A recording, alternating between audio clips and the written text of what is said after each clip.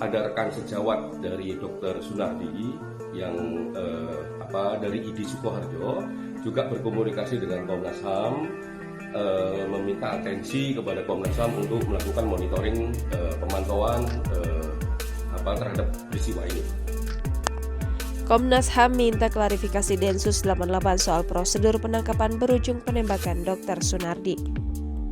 Komisi Nasional Hak Asasi Manusia berencana memanggil pihak Detesmen Khusus 88 Anti Teror Mabes Polri terkait penangkapan yang berujung kematian tersangka teroris Dr. Sunardi di Sukoharjo, Jawa Tengah. Komisioner Komnas HAM M. Khairul Anam menuturkan, dalam pemanggilan tersebut pihaknya akan meminta klarifikasi terkait prosedur penangkapan yang dilakukan Densus 88. Anam juga meminta Densus 88 untuk dapat menyerahkan dokumen terkait penyergapan Sunardi yang pada akhirnya tewas ditembak. Hal ini untuk membuktikan bahwa upaya Densus 88 tersebut memang merupakan tindakan tegas terukur seperti yang diklaim pihak kepolisian. Anam kembali menegaskan pemanggilan Densus 88 ini dilakukan agar menghasilkan keterangan yang lebih komprehensif di tengah banyaknya narasi yang tersebar di masyarakat terkait Dr. Sunardi.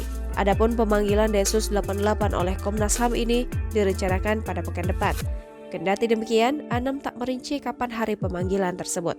Seperti diberitakan, Sunardi, seorang dokter yang diduga terlibat dalam jaringan terorisme, ditembak mati oleh tim Densus 88 Polri pada Rabu 9 Maret 2022 lalu. Menurut keterangan polisi, Sunardi terlibat dalam kelompok teroris di mana dia merupakan anggota kelompok Jamaah Islamiyah. Ia ditembak mati di tempat karena disebut melakukan perlawanan saat hendak ditangkap petugas. Karopenmas Divisi Humas Polri, Brigjen Pol Ahmad Ramadan menjelaskan, Densus 88 menembak Sunardi karena sempat melawan dengan menabrakkan mobil ke polisi.